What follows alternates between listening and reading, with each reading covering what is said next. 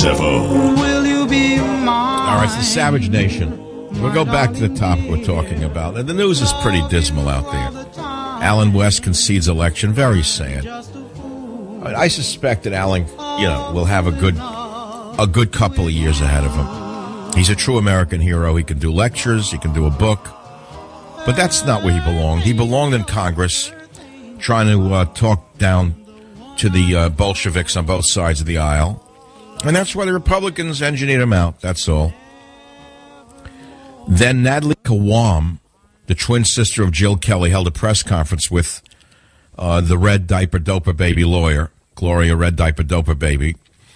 And I don't know what she was talking about. We know that she was married to a guy who did government contracting. That's a given.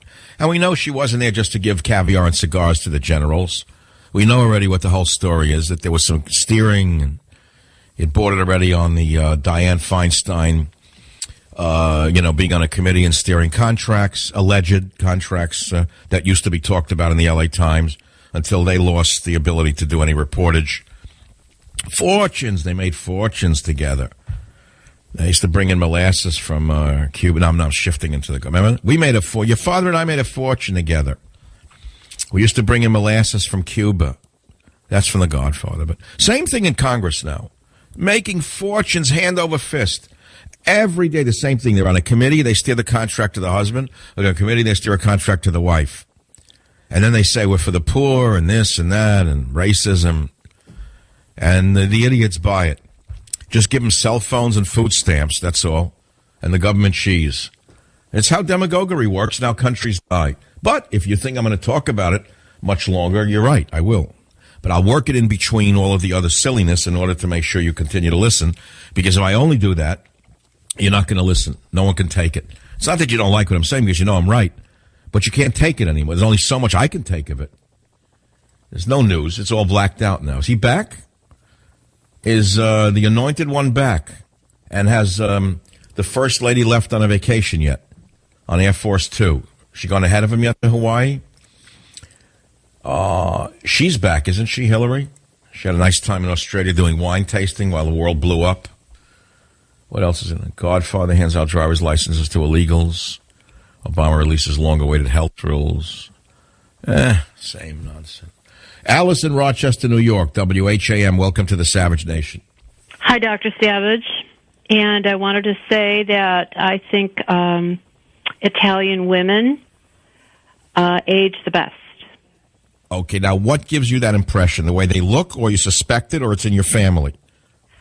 I suspect it. It's in my family and the way they look. All three. Okay. All right. No, I'm not going to be sarcastic about this because it's very personal. Unless you're doing epidemiological studies, it's hard to, say that with any certainty.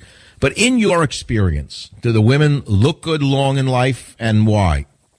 Well, yes, they do look good long in life, but I have to make a distinction. I'm not talking about Italian-American women. I'm talking about Italian women.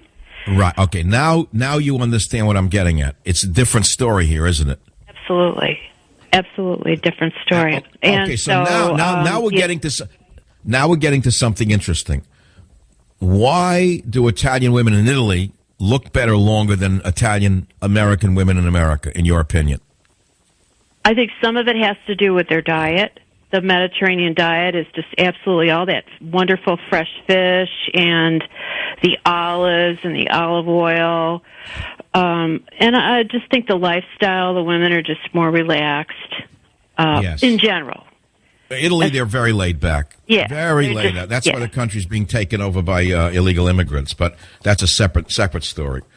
They're so relaxed, they don't know that their churches are being decimated and their land's being overrun. But all right, that's a separate story.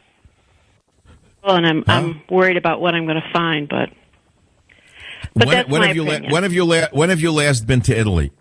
Not since the 70s. Oh, so how do you know they look better there? Sorry? How do you know they look better then? What, do you look on the Facebook page, or how do you know? Yeah, I have cousins, and we still stay in touch, and they just look great. I mean, I don't know. I mean, they're all my age, and they look like they're 20 years younger. Well, look, I was an expert in ethnic diets 30 years ago, and believe me, if you say Italian diet, it's not the same in America, as you know. The Italian-American diet is a holiday diet, a wedding diet, and if you eat it on a daily basis, you're going to get sick and die very young. They don't eat tiramisu in Italy, do they? Except on a very rare occasion. No, no.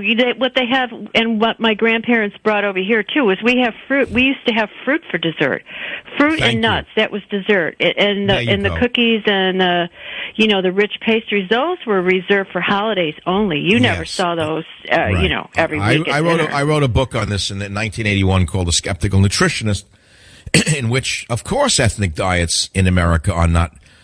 For example, we mentioned the Italian food. That's not Italian food. It's Italian holiday food. When you go to an Italian restaurant and you look at what people are eating, they're eating a meal that could that would be served at a wedding, right, in an occasion. Not on a daily basis. Daily basis was a grain, a very little bit of protein, vegetables, and fruits and nuts, as you say. That was it.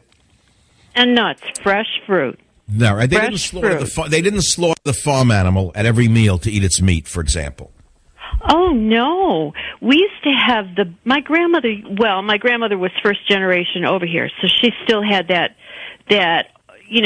old country way about her, and she would grow her own vegetables, pick them from the garden, bring them in, and we would have fresh whatever for lunch. Fresh. Well, those days are long gone. Now it's a different story, but it's the same in every ethnicity. People say, "Oh, I like to go to a Jewish deli to have Jewish food." That's not Jewish food. That's Polish holiday food. Jewish food, authentic Jewish food, would be Yemenite food. Do you know that? No. Yeah, in other words, they don't realize it. If you look at an Arabic diet in Yemen, that's the traditional Jewish diet. Very, very low fat, low protein, low fat. That's the kind of food that would be Jewish food. But a deli food, poison, clogs the arteries. You take seltzer, known as a Jewish one in New York, right? You know what seltzer is, carbonated water, right? Yeah. How is it that so many people are obsessed with carbon taxes, carbon dioxide, and they grew up on seltzer? How does that work? I don't know.